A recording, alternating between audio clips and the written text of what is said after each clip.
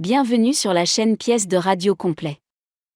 Pensez à vous abonner pour ne pas rater les épisodes prochains. McCluskey, encore un peu de Bordeaux? Ah, volontiers. J'en ai rarement bu d'aussi bon aux États-Unis. Maintenant que nous voici entre le fromage et la poire, comme on dit en Touraine, racontez-moi donc pourquoi vous vouliez me voir. Au sujet des courses. Des courses. De bicyclettes, d'automobiles? Non, de chevaux. Ah. Depuis 2 mois, il se passe des choses anormales sur le turf. Mais quoi donc? Eh bien, des cracks qui devraient gagner arrivent second et des tocards qui devraient finir en queue arrivent premier. Ah, mais ça, c'est le jeu normal, mon vieux. Cigarette? Non, merci. C'est le contraire qui serait anormal. Non. Les autorités compétentes pensent comme moi qu'il y a trucage. Et le trucage type, le seul réalisable d'ailleurs, c'est la piqûre au cheval qui doit gagner pour lui couper les jambes et l'empêcher d'arriver en tête. On endort le cheval. Oh, disons qu'on lui administre un tranquillisant qui lui ôte toute agressivité. Ouais. Mais depuis 2 mois, il se passe quelque chose d'étrange. On a analysé plusieurs fois la salive des chevaux qui devaient gagner. Elle ne portait aucune trace de produit calmant. Aussi, tout le monde y perd son latin. Mon cher, avez-vous songé à la solution opposée? Quelle solution? Eh bien, celle qui consiste à administrer non pas un calmant à des cracks, mais un excitant à des tocards. Ah, ça, je l'avoue, je n'y avais pas pensé. Ça m'étonne de vous. Mais il n'existe aucun produit qui puisse doper un cheval. Ah non, dites-moi qu'il n'existe aucun produit connu. Mais n'oubliez pas que nous sommes en 1910 et qu'à cette époque ahurissante de modernisme, les progrès de la science marchent à une vitesse grand V. Voyez-vous, la chimie est en pleine évolution. Et l'on verra éclore dans les années à venir une quantité de produits pharmaceutiques dont vous ne pouvez avoir aujourd'hui la moindre idée. Oui, vous avez certainement raison. En tout cas, vous attirez mon attention sur un fait qui vient confirmer un étonnement que j'ai éprouvé le mois dernier. Oui, lequel? Oh, je n'y avais attaché aucune importance, mais vous m'y faites repenser aujourd'hui. C'est qu'en 2 mois, 3 tocards ont gagné, et ils sont morts tous les 3 dans les jours qui ont suivi la course. Je m'en souviens, en effet. Ce qui donnerait à penser qu'on a administré à ces 3 chevaux un produit qui leur a permis de gagner, et que ce produit était nocif au point de les tuer en quelques jours. J'ai remarqué une chose également, c'est que certains tocards ont gagné une fois et n'ont plus jamais été engagés dans des compétitions. Ce qui signifierait que la bête ne vaut plus rien une fois la course gagnée. Ouais. N'est-ce pas, pour le propriétaire, l'essentiel est qu'un cheval n'inspire confiance à personne et qu'en gagnant, il rapporte le gros paquet. Je n'ai pas besoin de vous dire que le monde du turf commence à s'inquiéter. Oui, bien sûr. On nous a exposé le problème, mais que peuvent faire des policiers officiels dans des cas aussi délicats? Non, ce sont des gens comme vous, Nick, des gens comme vos collaborateurs qui peuvent faire œuvre utile. Nous sommes tout de suite repérés, vous, presque jamais. Écoutez, je veux bien essayer de m'en occuper. Soupçonnez-vous quelqu'un? Non, personne. Ah, je peux tout de même vous donner une indication, bien vague. Dites toujours, je note. La police de San Francisco nous a signalé qu'elle était à la recherche d'un chimiste anglais du nom d'Aberdeen. Aberdeen. Soupçonné de fabriquer un produit que certains entraîneurs auraient utilisé pour piquer des chevaux de course. Il parle d'un produit pour empêcher les cracks de gagner, mais après ce que vous venez de me dire, je me demande s'il ne s'agirait pas plutôt d'un produit pour exciter les tocards, quitte à les faire crever après. A-t-on le signalement de ce chimiste? La cinquantaine. Petit, poivre et sel. Il est en outre soupçonné d'avoir assassiné un jockey. Oh, en quelles circonstances? On pense que c'était pour le faire taire parce qu'il en savait trop. Eh ben, j'ai pris note de tout ça, Mac. Votre affaire m'intéresse, mon vieux. Je me penche dessus aussitôt que possible. Merci, Nick. Cette conversation entre le chef de la police de New York et mon oncle Nick Carter eut lieu, mes chers amis, par un beau jour du mois de juin 1910. L'oncle Nick et son équipe, dont j'avais l'honneur de faire partie, venaient d'arrêter les incendiaires des puits de pétrole du Kansas. Nous y avions gagné une petite fortune et une auréole nouvelle. Aucune affaire importante ne s'imposait à nous pour le moment, Nick pouvait donc s'intéresser à cette histoire de chevaux. Et le dimanche suivant, il alla aux courses.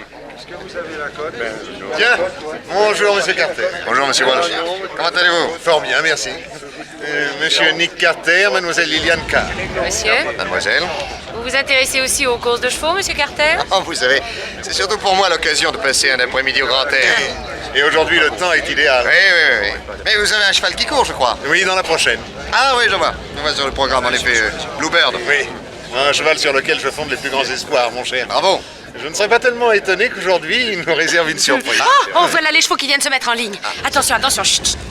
Ça Ça y est, les voilà partis. Lequel est votre cheval? La casaque blanche et verte. Oh, mais dis donc, il a pris la tête tout de suite, bravo. C'est Bluebird, un tocard. Bon, si tocard que ça, regarde, il a déjà 2 longueurs d'avance. Bien, hein? Oui, mais à cette allure-là, il ne tiendra pas jusqu'au Il est bout. beau, Mais ça. s'il gagne, il va rapporter gros. Oui, tu as vu comme il a fait son tournant? attendez, S'il continue comme ça, il va se fiche par terre. Mon Dieu, mais il est tombé. Mon pauvre Walsh. Tu as vu? Qu'est-ce que je te disais? Mais qu'est-ce qui lui est arrivé? Qu'est-ce qui lui a pris? Allons voir. Venez, Walsh, je vous accompagne. Monsieur George Walsh exerçait à New York la profession d'agent de change et de gérant de fortune. C'était un des gentlemen les plus estimés de New York.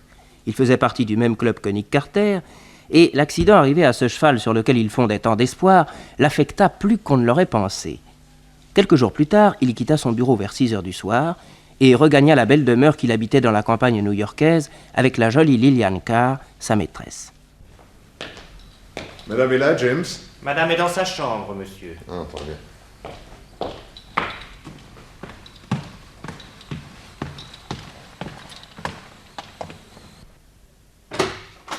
Bonsoir, chérie. Bonsoir, mon amour. Bien travaillé? Oui. Donne-moi tes lèvres. Tu embrasses terriblement bien. Tu as pas bonne mine en ce moment, toi. Oh, pourtant ça va. Et vous, madame? Que signifie cette barre au milieu de votre joli front? Oh, rien. Souffrante? Non, soucieuse. Soucieuse? Raconte vite. À quoi bon? Dis-moi, voyons, que j'essaie d'arranger ça. Qu'est-ce qui ne va pas? Mais rien. Ah, si, je suis sûr qu'il y a quelque chose. Ouais, c'est tellement difficile à dire. Tu sais que je ne veux que ton bonheur. Je t'ai jamais rien refusé. Alors? Je sais, mais enfin... Allez, dis vite. J'aurais besoin que tu me prêtes un peu d'argent. Que je te prête? Que je te donne, tu veux dire? Si le mot prête te choque, je veux bien que tu m'en fasses cadeau. À la bonne heure. Combien? 50. 50 $? Non, 50 000. 50 000 $. Tu te rends compte de ce que tu demandes là? Oui? Mais 50 000 $, c'est une fortune. Oh, écoute, refuse ou donne, mais ne marchande pas. Enfin, tu me permettras d'être un peu abasourdi. Pourquoi as-tu besoin d'une somme pareille? Tu me permettras de ne pas te répondre. Que... Tu ne veux pas me dire pourquoi? Non. Enfin, voyons, je t'ai offert des diamants, des robes, des fourrures, des voitures. Qu'est-ce qui te manque encore? De l'argent de poche. L'argent de poche. Bah oui, je dois toujours te demander tout comme une petite fille à son père, ça m'humilie. Mon amour, j'ai tant besoin que tu aies besoin de moi. Ton égoïsme frise la muflerie, mon Non, chéri. je te demande pardon. Tiens, voilà, 25 $. Je ne marche pas au pourboire. Non, mais j'ai pas voulu te froisser. J'ai besoin de 50 000 Mais ne crie pas! Bah alors donne-les-moi. Mais mon chéri, je ne les ai pas. Menteur. Tu en as touché 100 000 hier de ta compagnie d'assurance. Qu'est-ce que tu racontes? Je raconte que tu avais assuré Bluebird pour 100 000 $ en cas d'accident. Dimanche dernier, il est tombé en course et s'est fracturé le boulet. On a dû l'abattre et tu as touché les 100 000 $. C'est vrai, oui ou non? Tu es bien renseigné. Ça sert, tu vois. Mon chéri, je te jure que je ne peux pas te donner un cent de cet argent-là. J'ai passé à la bourse des ordres d'achat très importants et il faut que je fasse honneur à ma signature. Oh, laisse-moi rire. Enfin, c'est ton dernier mot. Et patiente. Dans quelques jours, j'ai un autre cheval qui va gagner à Washington. Pinky, ce cheval de fiat? Mais tu n'y connais rien. Je te dis, moi, qu'il arrivera le premier. Bluebird aussi devait gagner. Bah, il a eu un accident. Qu'est-ce que tu veux que j'y fasse? S'il a eu un accident, c'est ta faute. Comment ma faute? Où étais-tu dimanche à 1h30? Moi? Bah, aux courses avec toi. À 1h30, tu n'étais pas avec moi. Bon, ça, par exemple, c'est un peu fort. À cette J'ai- heure-là, tu m'as laissé au buffet devant mon verre d'orangeade. Et tu t'es éloigné vers le paddock. Je t'ai suivi, figure-toi. Et je t'ai vu entrer sans en avoir l'air dans la voiture qui venait d'amener Bluebird. Et tu as fait une piqûre à ton canasson. Moi? Qu'est-ce que tu vas inventer là? Je n'invente rien du tout. Tu as dopé ton cheval et pendant la course, il est devenu comme fou. Il était tellement excité qu'en galopant, il s'est croisé les jambes. Si c'est un accident, c'est bien toi le responsable. Oh, Liliane, mais je crois rêver, mais pourquoi m'accuser d'un acte que je n'ai pas commis? Je te répète que je t'ai vu. Oh, ton coup était bien monté. Ou ton cheval gagnait la course et tu ramassais la grosse somme, ou il lui arrivait un accident et l'assurance te payait 100 000 $. Ah ça, mais en racontant de telles folies, où veux-tu en venir, exactement? On partage les dollars ou je dis tout. Tout quoi? Je dirais à l'assurance que tu as dopé ton cheval et que c'est ça la cause de l'accident. Mon honorabilité est au-dessus de tout soupçon. Et ces messieurs ont trop souvent affaire à des cinglés de ton espèce. Eh ben, pendant qu'ils me transféreront à l'asile, je leur donnerai tout de même un petit conseil. Lequel? De faire analyser le cadavre du cheval. Les drogues laissent toujours des traces dans les viscères. Pourquoi parles-tu? Parce que je découvre en toi une femme que je ne connaissais pas. Eh ben, fais connaissance. Et rappelle-toi, quand on a abattu ce pauvre Bluebird, qu'est-ce qui a supplié qu'on ne l'envoie pas à la boucherie ou à l'équarrissage? Bah toi? Je t'ai demandé qu'on l'enterre bien pieusement au cimetière des animaux. J'ai cru à une certaine tendresse de ta part. Naïf. C'était pas de la tendresse, mais du calcul. Un calcul tout ce qu'il y a de précis. Puisque grâce à moi, le cadavre est disponible. On va pouvoir maintenant l'exhumer. Et le vétérinaire ne sera pas long à découvrir le poteau rose. Mais je n'ai rien à craindre d'une expertise, quelle qu'elle soit. Par contre, je suis sérieusement inquiet de ce qui se passe dans cette petite tête-là. Qu'est-ce qui t'est arrivé, hein?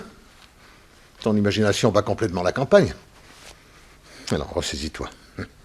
Tu es fatigué. Veux-tu qu'on parte en montagne ou en Floride? Ne te donne pas tant de mal. J'ai l'esprit parfaitement clair et je me sens en pleine forme, et tu le sais très bien. Et tu vas me donner sans hurler la moitié de la somme que tu as escroquée aux assurances. Mais mon pauvre petit, si je te donnais cet argent, ce serait reconnaître que j'ai quelque chose à me reprocher. Or, je suis totalement innocent, tu entends? Totalement innocent des malversations dont tu m'accuses. Et si c'était une autre femme que toi qui ose me tenir de tels propos, je lui flanquerais une paire de gifles. Et je la sortirais de cette maison par les deux épaules. Tu n'auras pas cette peine, je m'en vais. Où vas-tu? Confier mes intérêts à quelqu'un de très à la page. Ou tu casqueras pour que nous nous taisions, ou l'assurance saura tout.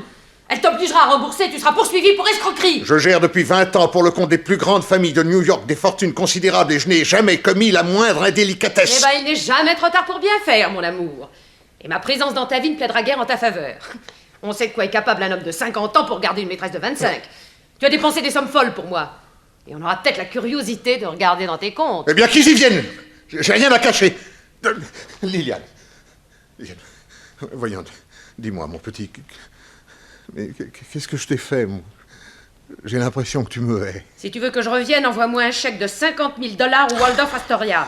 Sinon, tu ne me reverras plus jamais. Par contre, tu entendras parler de moi. Lily, je t'en supplie, ne m'abandonne pas. Oh, relève-toi, tu es grotesque. Allez, laisse-moi. Non, vas-tu me laisser? Non, reste avec moi. Non, j'en ai assez de ta campagne. Je retourne à New York. J'emmène Daisy qui ne te servirait à rien. Par contre, je te laisse James. Il fait très bien la cuisine. Ah, un autre homme t'attend, hein, n'est-ce pas? C'est ça. L'avenir dépend de toi. Qui est cet homme? Mais qu'est-ce que ça peut te faire? Je veux savoir. Au revoir ou adieu. À toi de choisir. Lily! Le lendemain matin, à 9 h, dans un petit appartement de la 118e rue, Madame Peabody, femme de ménage, poussa la porte du living room et posa le plateau du breakfast devant M. Skelton, qui était en train d'écrire. Merci, Madame Peabody. Monsieur Skelton, faut que je vous parle. Je vous écoute, Madame Peabody. Monsieur Skelton, je suis obligé de vous dire qu'il va falloir que vous cherchiez une autre femme de ménage. Pourquoi donc, Madame Peabody? Parce que je veux pas attraper une maladie de cœur. Bien que j'habite au 23e étage, je ne pense pas que ce soit l'altitude. Non, c'est votre peau rouge. Mon peau rouge? Oui, je m'y habituerai jamais. Tous les matins, en arrivant, j'entre dans l'antichambre et je pousse un cri affreux. C'est même ce cri affreux qui me réveille. Parce que j'ai pas pu m'y faire et que je m'y ferai jamais. Ce peau rouge, assis par terre comme un sauvage qui me regarde sans rien dire, avec des yeux noirs perdus dans du blanc, cette tête, comme on en voit que dans les jeux de massacre, je me sens prise de tremblement. Moi qui cassais jamais rien, en 8 jours, j'ai fait tomber 2 tasses et un verre. Pourtant, mon ami Tawak est la douceur même. Il me fait quand même une peur affreuse. Et puis, a-t-on idée de coucher par terre dans une antichambre et de rester tout le temps assis sur les talons? C'est des habitudes de sauvage, ça. Si encore il avait des plumes sur la tête, je me dirais, bon, on est au cirque ou en carnaval. Mais il s'habille comme vous et moi, on se méfie pas. Et puis tout d'un coup, cette tête en bois verni qui vous regarde. Oh non, Madame Peabody. Dites-vous bien que Tawok ne s'habitue pas plus à nous autres blancs que vous ne vous habituez à lui. Il a accepté de venir vivre ici quelques mois pour m'initier au folklore de sa race, me raconter ses légendes et me chanter ses mélopées. Je suis écrivain, Madame Peabody, ne l'oubliez pas. Et un écrivain doit se documenter aussi sérieusement, aussi profondément que possible. Oui, mais de là à vivre avec un peau rouge... Oh, je ne vous dis pas que ce soit pour moi l'idéal non plus. Mais pour une fois que j'ai trouvé dans les montagnes rocheuses un garçon qui accepte de venir à New York, j'ai sauté sur l'occasion. Vous auriez fait comme moi. Oh, moi je l'aurais laissé où il était. Cette tête. Vous a-t-il manqué de respect? À mon âge, on n'a plus à craindre ces choses-là. Répand-il des saletés par terre? Oui, des écorces de cacahuètes. Mais il les ramasse. Bah alors, au début, il crachait sur les tapis. Je lui ai expliqué que ça ne se faisait pas, il n'a pas recommencé. Bah, qu'est-ce que vous voulez de plus? Dorénavant, Madame Peabody, je lui dirai de ne plus coucher dans l'entrée. Ni dans la cuisine, surtout. Ni dans la cuisine, et si vous voulez, je lui dirai de se cacher quand vous serez là. Bon, alors comme ça, je veux bien essayer encore un peu. Je vais ouvrir.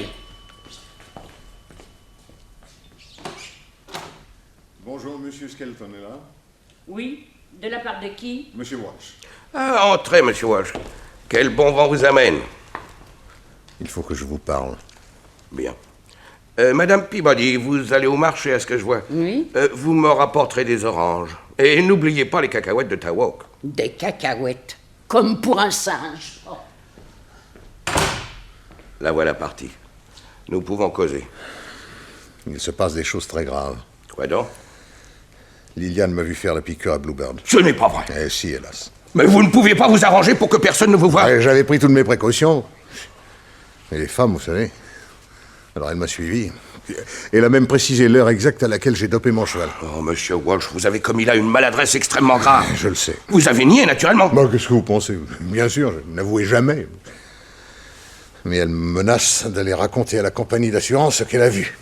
Alors, s'ils ordonnent une enquête et une analyse des viscères du cheval, nous sommes fichus. Non, pardon. Vous connaissez nos conventions. Moi, je ne suis absolument pas dans le coup.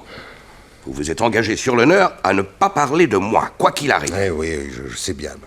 Mais quand on est entre deux policiers et qui sont décidés à vous faire parler par n'importe quel moyen, a-t-on la force de résister?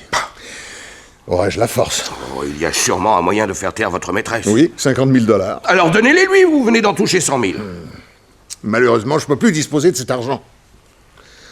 Pour payer le luxe de cette fille, je vous l'ai dit il y a 15 jours, j'ai joué en bourse l'argent de mes clients. Et les actions que j'ai achetées à terme se sont écroulées. Alors il faut que je paye. Et je comptais sur la victoire de Bluebird pour m'enflouer. Ah, vous êtes dans un beau gâchis. Dites-moi, croyez-vous qu'en cas d'expertise, on trouvera des traces de la drogue? Sur une bête vivante, non. Mais sur un cadavre, je ne sais pas. C'est un fait nouveau pour moi. Votre cheval est mort peu de temps après la piqûre. J'ignore si son organisme a eu le temps d'éliminer ma drogue. C'est ce qu'il faut savoir. Il le faut absolument et tout de suite. Tout de suite, il faut le temps. Votre peau rouge, là, le sait peut-être, lui? Non. S'il est venu avec moi à New York, c'est pour me faire profiter de la science des plantes qu'il a acquise de ses ancêtres. Les peaux rouges savent depuis longtemps quelles plantes il faut choisir et comment les traiter pour doper les chevaux qu'ils dressent pour la guerre contre les Blancs.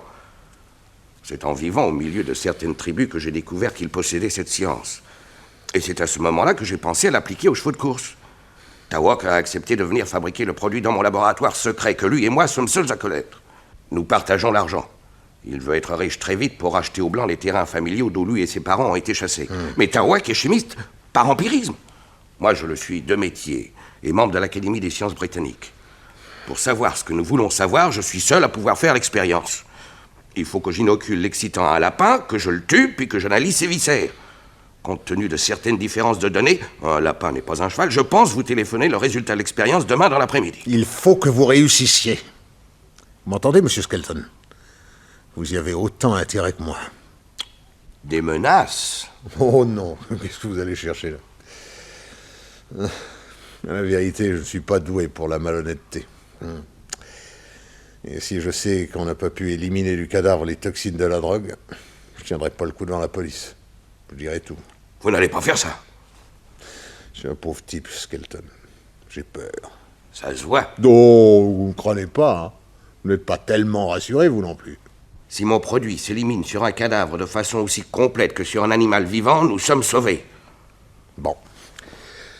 Demain, je resterai toute la journée chez moi à la campagne. J'attendrai votre coup de fil. Entendu. Et Nick Carter, que faisait-il pendant ce temps-là? La veille, après le départ de McCluskey, l'oncle Nick avait commencé à enquêter sur les 3 chevaux morts après avoir gagné la course contre toute prévision. Pour les 2 premiers, il n'obtint aucune indication utile, mais pour le 3e, il eut plus de chance. En rôdant autour des écuries Bishop, il réussit à parler au jockey qui avait gagné la course sur le cheval en question. 20$ glissés dans sa main lui délièrent aussitôt la langue. Et vous avez l'impression, vous, que votre cheval, Atlas, avait été dopé? Ah oui, plutôt. Et ce ne sont pas des choses à faire à un jockey sans le prévenir. Bien sûr. Enfin, le patron est un salaud. Je me suis pas méfié et dès le départ, je me suis trouvé sur une bête complètement dingue. J'ai manqué 10 fois de me tuer. Et il faut être un cavalier comme je le suis et connaître ces sacrées carnes comme je les connais pour ne pas être aujourd'hui au cimetière. Ah, qu'est-ce que je lui ai passé au patron? Il s'en foutait pas mal. Il avait gagné le gros paquet. Et quel paquet! Dites-moi, je cherche qui a pu lui vendre le produit pour doper son cheval. Ça, je sais vraiment pas. Je voudrais bien vous rendre service, mais vous pensez que le patron a fait son coup tout seul. Il n'a pas convoqué les journalistes. Oui. Et vous ne voyez pas qui serait susceptible de me mettre sur la voie? Attendez. Ah, si. Si, quand il a eu palpé la grosse somme, le patron a plaqué sa femme pour aller vivre chez sa maîtresse. Ah. J'aime mieux vous dire que la patronne est drôlement en pétard contre lui, et si elle peut vous renseigner sur quelque chose qui causera des embêtements au mari, elle va pas hésiter. Bon. Où habite-t-elle? Près de Central Park. Bah, vous trouverez bien l'adresse dans l'annuaire, hein. Oui, oui, bien sûr. Je vous remercie. Nick se présenta à l'élégant domicile de M. Bishop et demanda à être reçu par la maîtresse de maison. À la vue de sa carte de visite, elle le fit entrer immédiatement dans un petit salon. Je suis très heureuse de faire votre connaissance, Monsieur Carter. Vous êtes une gloire de notre pays et votre venue m'honore grandement. Je vous remercie, madame. Que puis-je faire pour vous? Un détective privé, madame, doit respecter les confidences qui lui sont faites, exactement comme le prêtre catholique garde le secret de la confession. J'aimerais que vous ayez assez confiance en moi pour que nous parlions à cœur ouvert. Ma confiance vous est toute acquise, Monsieur Carter. Je serai avec vous de la plus grande franchise. Merci. Voilà, j'enquête sur la mort d'Atlas, ce cheval qui a fait gagner une somme considérable à votre mari. Pourquoi ne vous adressez-vous pas à lui? Mais parce que je suis sûr qu'il ne me dirait pas la vérité. Mais moi, Monsieur Carter, je ne sais absolument rien de cette affaire, je ne puis donc rien vous dire. D'ailleurs, il n'y a pas d'affaire que je sache. Atlas a couru régulièrement, il est arrivé premier, personne n'avait misé sur lui, le rendement était considérable. Je ne vois là rien que de très naturel. Oui. Oui, mais son cheval avait été dopé. Comment dopé? Je n'en sais rien. Vous êtes sûr? Enfin, disons que j'ai là-dessus des soupçons qui me paraissent de plus en plus justifiés. Avez-vous remarqué que votre mari a eu, à un moment donné, des relations avec un personnage nouveau? Que voulez-vous dire? Eh bien, est-il entré dans les relations de votre mari, subitement, il y a 5 ou 6 semaines, un homme que vous n'aviez jamais vu auparavant? Oui, en effet, mais d'une façon assez secrète. Vraiment? Monsieur Carter, je vais toucher là un chapitre de ma vie intime. Mais je vous ai promis la vérité, et au risque de vous paraître un peu ridicule, je tiendrai ma promesse. Merci. Voilà. J'avais de grands doutes sur la fidélité de mon mari. Ces doutes se sont confirmés, hélas, puisqu'il vient de me quitter.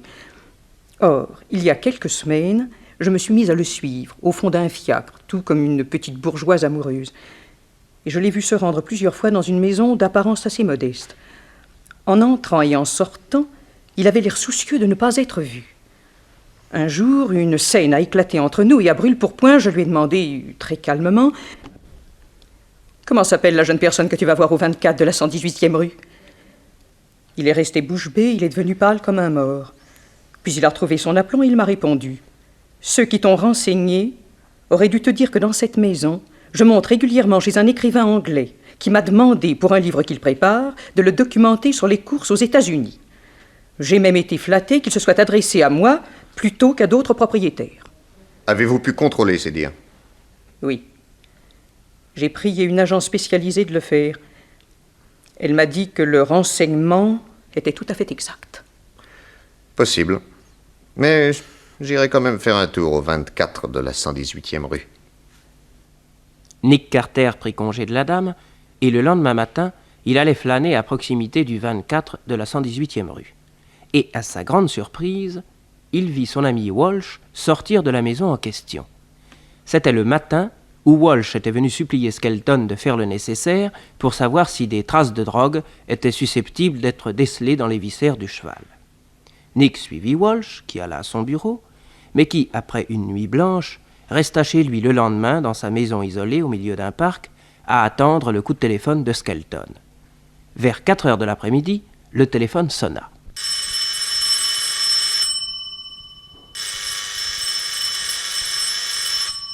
Allô? Allô, c'est vous, Walsh? Oui. Alors? J'ai fait l'expérience. Je suis très pessimiste. Quoi? On peut retrouver des traces? Oui. Vous êtes sûr? Malheureusement, oui.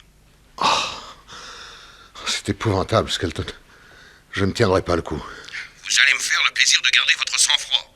C'est facile à dire. En tout cas, quoi qu'il arrive, nous ne nous connaissons pas. Vous entendez ce que je vous dis? Excusez-moi, je me sens pas bien. Vous n'allez pas vous évanouir tout de même. James! Allô? Monsieur est malade. Oh, monsieur est évanoui. Allô? Allô, j'écoute. C'est vous, Walsh? Non, monsieur, c'est James, le valet de chambre. Mais qu'est-ce qui se passe? Mais monsieur vient de s'évanouir, il faut que je le soigne. Veuillez m'excuser, monsieur. Si monsieur veut bien rappeler un peu plus tard, je pourrai donner des nouvelles de monsieur à monsieur. James étendit son maître sur le divan du bureau, et il le ranima tant bien que mal. Puis il le laissa se reposer. 1 heure après, il rouvrait doucement la porte du bureau. Comment va, monsieur? Pas trop mal, James. Merci de vos bons soins. Je peux dire quelque chose à monsieur? Oui, quoi? Madame est là. Elle est revenue? Elle est là-haut, dans sa chambre, mais qu'elle soit revenue n'est probablement pas le mot exact. Hein? Madame met ses affaires dans des valises. Ah. James! Monsieur.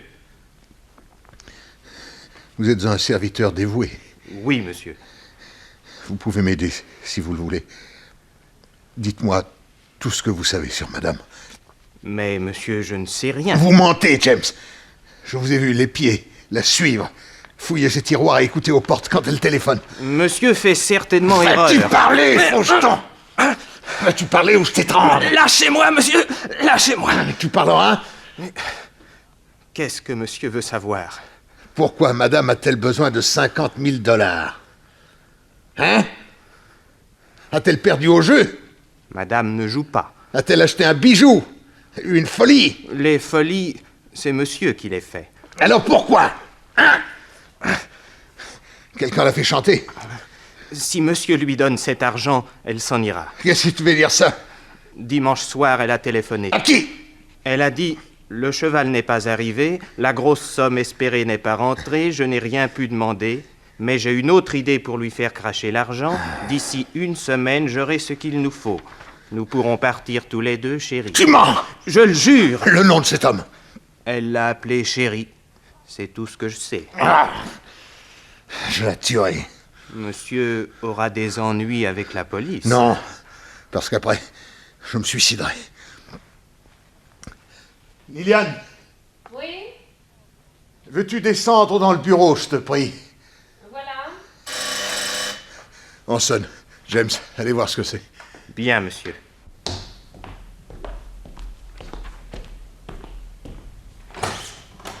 Je voudrais voir monsieur Walsh. Je ne sais pas si monsieur est là. Il y est sûrement. Comment se trouve-t-il après cet évanouissement? Mieux.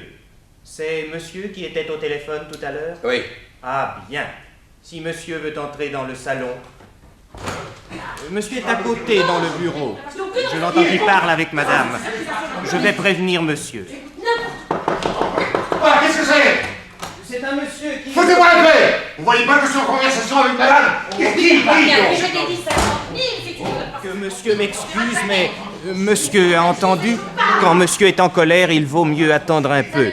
Si monsieur veut bien attendre que monsieur ait fini de parler avec madame, ce ne sera peut-être pas long. C'est bien, j'attendrai. Je vais jusqu'au potager et je reviens annoncer monsieur, sitôt que monsieur aura fini de parler avec madame. Entendu. Voilà des journaux. Merci. À tout de suite, monsieur. Pendant ce temps-là, dans le bureau, le ton montait entre Walsh et sa maîtresse.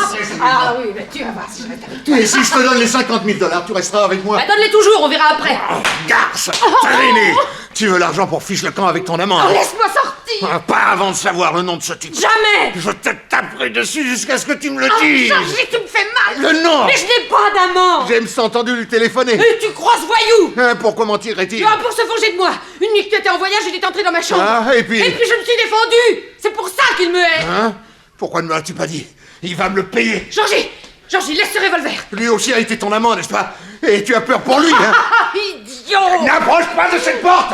Ne sens pas où je te tire dans le dos. Oui, dans le dos. Voilà ton seul courage. Si je te regardais dans les yeux, tu serais incapable de tirer. Ah, c'est ce qui te trompe. Je vais te tuer et je me suiciderai après. Eh ben, tire. Mais tire donc. Non. J'ai une bien meilleure idée. Je vais me dénoncer, raconter comment j'ai dopé mon cheval, et je te dirai que tu étais ma complice. Oh, c'est tout ce que tu as trouvé. Pauvre type. Lâche. Incapable.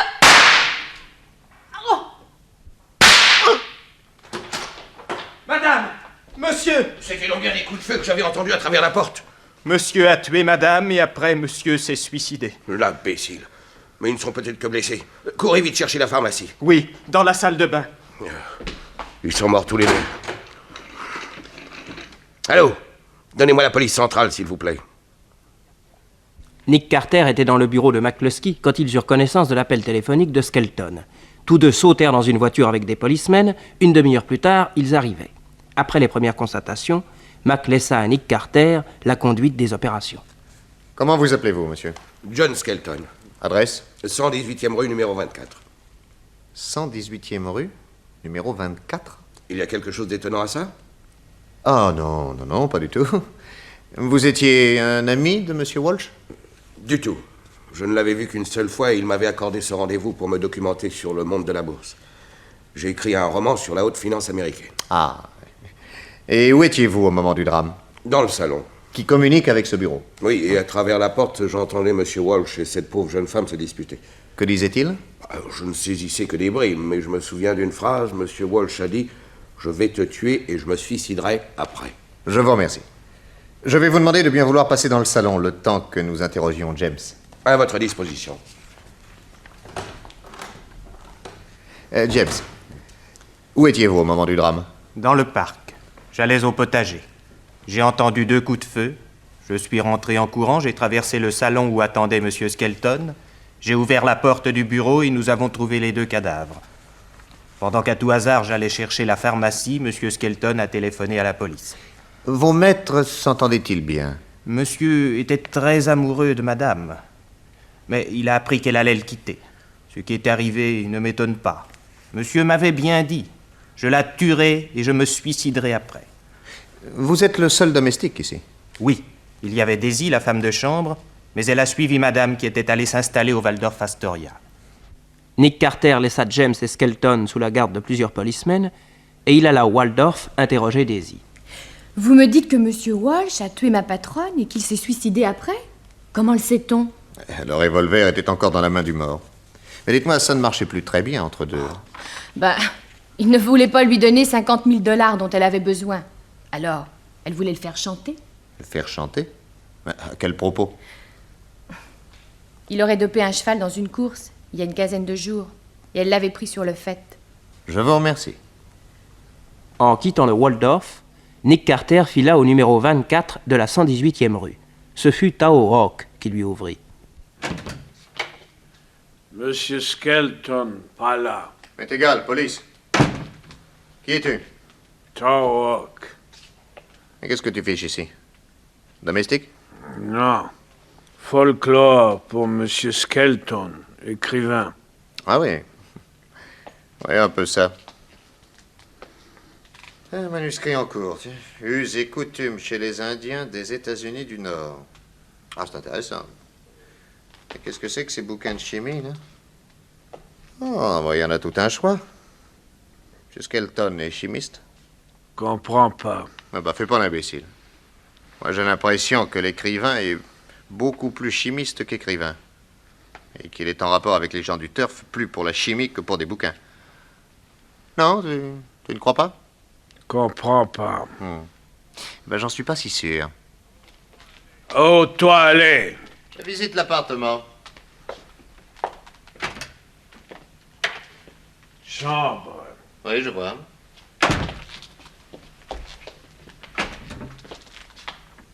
Cuisine. Bon, bah ça, je l'aurais parié. C'est tout? Ouais. Il n'y aurait pas un petit laboratoire par là? Comprends pas. Tiens. Qu'est-ce que c'est que ce sang, là, par terre? Lapin. C'est curieux. Les gouttes de sang se suivent à la file indienne. Tiens, bah, c'est le cas de le dire. Jusqu'à ce mur. Et s'arrête net. Qu'est-ce que tu fais? Je frappe contre ce mur. Pour voir s'il ne serait pas truqué, si derrière, il n'y aurait pas un laboratoire. Comprends pas. Mais espèce d'idiot, tu ne vois donc pas que chaque fois que tu me dis « comprends pas », tu m'indiques que je suis sur la bonne voie? Je suis sûr qu'il y a une pièce derrière ce mur. Où appuyer pour qu'il tourne? Cette moulure-là ou celle-ci? En appuyant sur les deux en même temps, peut-être. Victoire, le mur tourne. Et voici le laboratoire, avec les taches de sang qui continuent. Ah, voici le lapin. Comprends pas. Ouais. Eh ben, c'est toute la différence entre nous, tu vois. Moi, j'ai compris. Après un examen minutieux du laboratoire, Nick Carter me téléphona et me pria de venir avec Patsy, Bob et Black Joe pour monter une garde discrète autour de la propriété de M. Walsh. Nous arrivâmes presque en même temps que lui. Il entra dans la maison, la nuit était venue, la lune était splendide. Nous voici de nouveau réunis, messieurs, dans ce bureau où a eu lieu le drame. Monsieur McCluskey, messieurs les inspecteurs, monsieur Skelton et vous, James, nous sommes ici pour conclure. Mais qu'est-ce que vous faites, Mac? J'ouvre la fenêtre sur le parc. Il fait une de ces chaleurs. Vous craignez les papillons? Non. Dites-moi, James, voici le revolver que j'ai ôté de la main du mort. Ce revolver qui a tué 2 personnes. Était-ce celui de votre maître? Non. Celui de monsieur avait la crosse en nacre. Je vous remercie. Monsieur Skelton. Monsieur? Vous étiez tout seul dans le salon au moment du crime. Oui, James peut en témoigner. À ce moment-là, à part les 2 victimes et monsieur Skelton, y avait-il d'autres personnes dans la maison, James? Non, monsieur. Merci. Je constate qu'on ne peut pénétrer dans ce bureau que par la porte du salon. Monsieur Skelton, quand vous avez entendu les 2 coups de feu, où était James? Dans le parc. Permettez-moi à ce sujet de vous faire remarquer un petit détail. Je vous en prie. La fenêtre du bureau était entr'ouverte. Oui, de sorte que James a pu tirer par la fenêtre pendant qu'il était dans le parc, c'est ce que vous voulez dire. Oui. Très juste. Votre remarque ne m'empêche pas, cependant, de demander à messieurs les inspecteurs de vous passer les menottes. Quoi? Allez, les menottes, vite.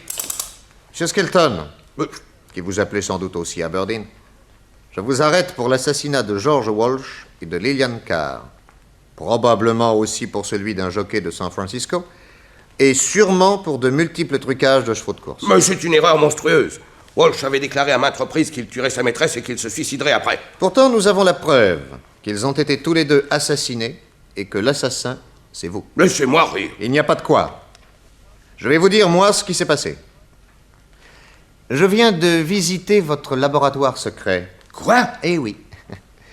Je sais maintenant que c'est vous qui avez vendu à Walsh la drogue pour doper son cheval. Bluebird a un accident, on l'abat et on l'enterre. Tous les 2, vous craignez qu'on retrouve des traces de la drogue. Et vous, Skelton, vous avez surtout peur que Walsh avoue la vérité. Moi, je le connaissais de longue date et un jour, au club, il m'avait dit si jamais je faisais quelque chose de mal, j'avouerais tout de suite.